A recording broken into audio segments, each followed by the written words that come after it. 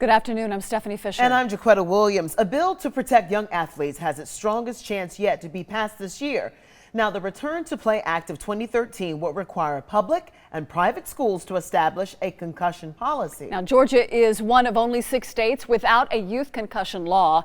Only on CBS Atlanta today, Jennifer Mayerle spoke with a family who feels strongly about this bill being passed. You know, this bill has passed the House and will soon go for a vote in the Senate. And I have yet to meet parents who want to see this bill passed more than Vicki and Ricky Gibson. This family wants to share how their lives drastically changed after their son suffered a concussion. Jonathan Barnett, or JB as he likes to be called, loves sports. Just run out and get a pass. It's exciting to think about. Be gone. I still got him. That's the way JB spends some of his time, throwing passes with his stepdad, Ricky Gibson. His mom, Vicki, fondly recalls her son's younger years. He was a bundle of energy from the time he was born. JB was good at everything. He was a 3-sport athlete: football, wrestling, and baseball. His hands were so good that they wanted him to be a receiver. Anything you threw in his direction, baseball or football, he could catch. So you can imagine his parents' pride when JB made his first touchdown.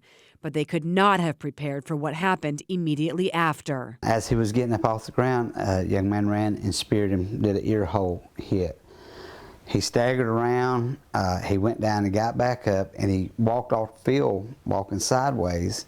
And I knew that he was hurt. I just didn't know to what extent. The JB they knew never returned. As a mother, you know your child.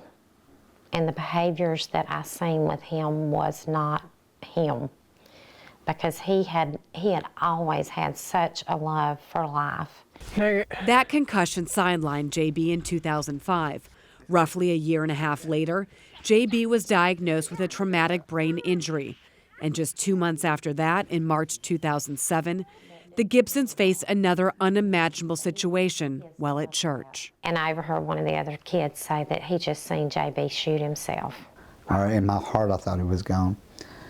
Well, he gurgled, and when he gurgled, then I got on my knees, was trying to give him CPR. When I got in his face, I seen it was Jonathan.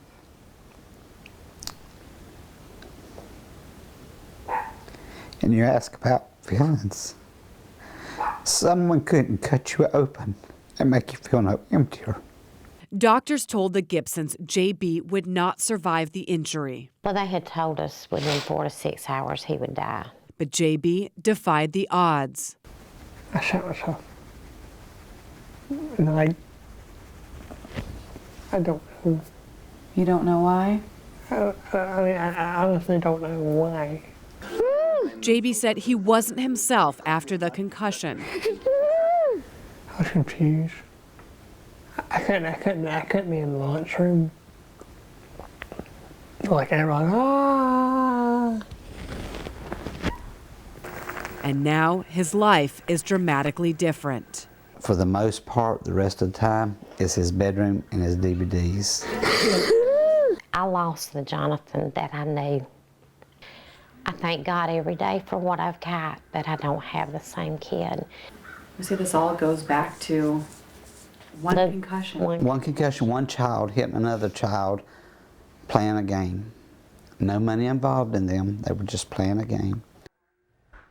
Now, the family doesn't want to change the sport, but they do want to raise awareness about the risk of concussions. JB's injury changed their family. They lost income because Vicki has to stay home with him, and they ultimately ended up losing their home. Your story's outstanding.